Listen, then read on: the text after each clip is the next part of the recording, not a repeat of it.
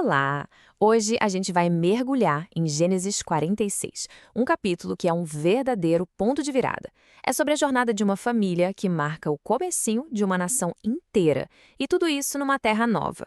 É uma história que tem de tudo: medo, muita fé e um reencontro emocionante. E tudo começa com essa promessa divina. É essa garantia, sabe? Ela tá no coração da história. E é o que dá a Jacó, que já era um homem idoso, a coragem de arrancar suas raízes e embarcar nessa jornada que mudaria tudo. A nossa análise vai seguir 4 atos principais. Primeiro, a promessa que dá o pontapé inicial, depois a contagem oficial da família, aí vem o clímax emocional do reencontro e, por fim, a estratégia para conseguir um novo lar. Ok, vamos começar por aqui.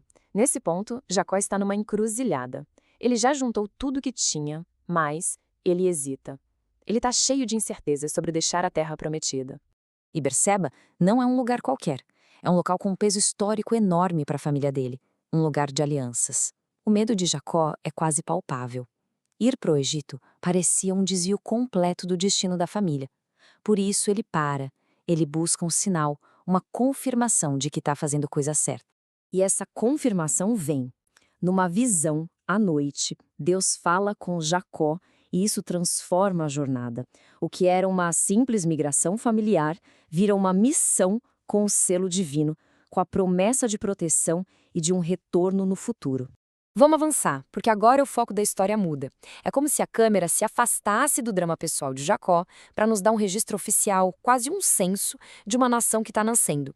A história dá uma pausa para registrar exatamente quem está nessa jornada.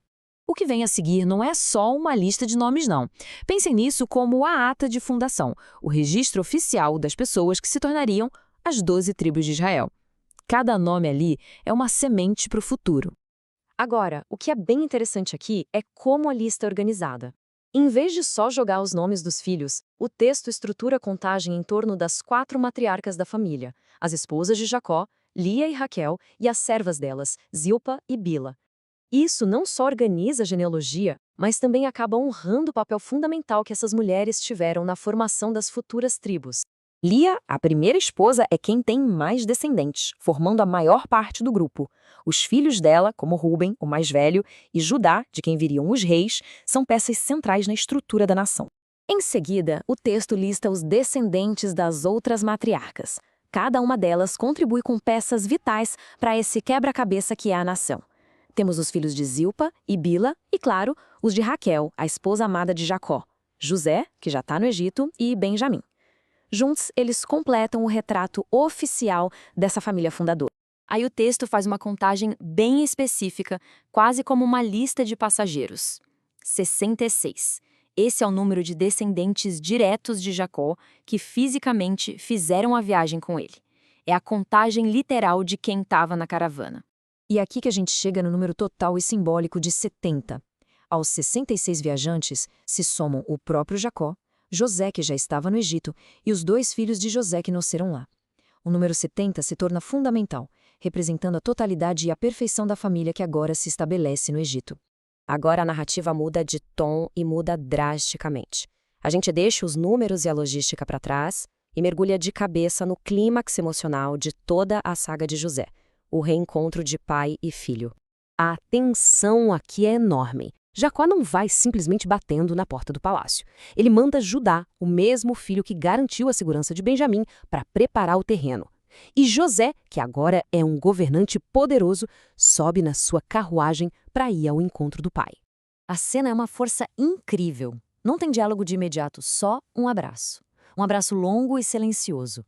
José, o poderoso governador do Egito com suas roupas finas, se desmancha em lágrimas nos braços do pai pastor, colocando para fora a dor e a saudade de mais de 20 anos. Então, o ponto crucial está resumido nessas palavras de Jacó. Para ele, esse momento é o ápice da vida. A dor de ter perdido o filho favorito foi a grande tragédia da sua existência. Vê-lo vivo, pronto, significa que sua vida agora está completa. Depois desse pico de emoção, a história vai para uma conclusão mais prática, mais estratégica. O reencontro aconteceu, mas agora a família precisa de um lugar para viver, para prosperar. José sabia muito bem que sua família, um clã de pastores, não ia se encaixar assim fácil na sofisticada corte egípcia. Ele precisava de um plano para garantir que eles não só sobrevivessem, mas que continuassem juntos, como um povo com sua própria identidade. E o plano dele é simples, mas é brilhante. Ele instrui os irmãos sobre o que dizer exatamente ao faraó. Passo 1, se apresentem. Passo 2, falem abertamente qual é a profissão de vocês. E passo 3, com base nisso, peçam para morar numa região específica. E aqui está a genialidade da coisa. Para os israelitas, ser pastor era uma profissão de honra, a herança dos antepassados. Mas, como o texto nos conta, os egípcios viam os pastores com desprezo. Então José pega o que seria uma desvantagem social e transforma na chave para a sobrevivência da família. Ao se identificarem como pastores, a família se torna, digamos, socialmente indesejável para os egípcios. E isso leva o faraó a dar para eles a terra de Gósen, uma região fértil, ótima para o gado, mas que também ficava convenientemente separada dos centros egípcios.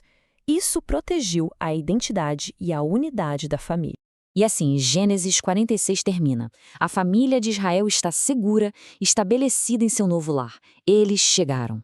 Mas isso deixa uma pergunta no ar, né? Uma pergunta que prepara o palco para o próximo grande capítulo da história deles. Como esse clã se tornaria uma nação, bem no coração de um império estrangeiro?